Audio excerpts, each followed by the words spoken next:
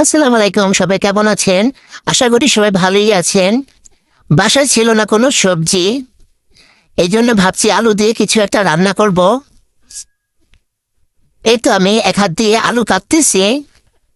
আলুগুলো ভালো করে কাটার পর ধুয়ে নিব। এখন আমি চুলায় বসে দিব আলু আর পেঁয়াজ, দিয়ে দিব তেল। এখন দিয়ে দিব লবণ, হলুদ, মরিচ।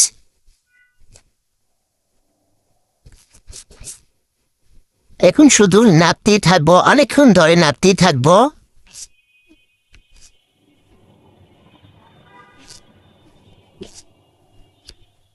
মানে আলুগুলো ভালো করে ভেজে নেব।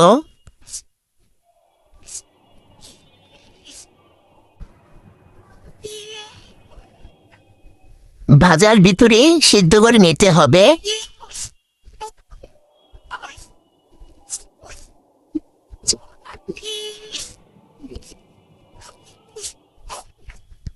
এটা একটা খুব সহজ রান্না।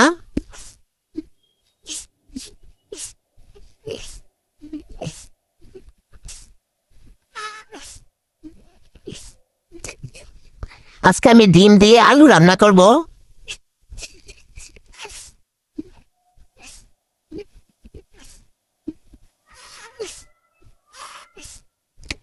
ডিমগুলো এরকম একটু একটু করে দেব। একটু ধনিয়া পাতা দিয়ে দিলাম। এখন আর আলু বেশি নাড়া যাবে না।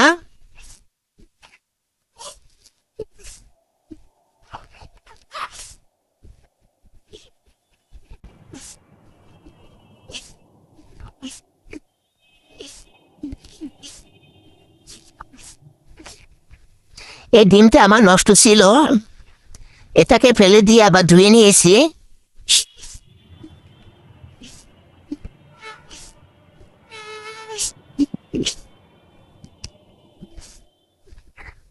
আট নয়টা ডিম ছিল। এখন আমি ঢেকে দিব।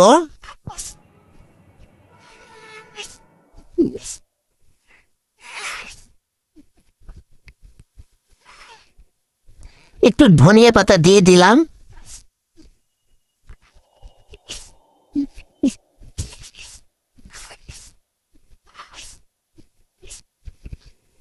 এই তো আমার ডিম রান্না হয়ে গেল।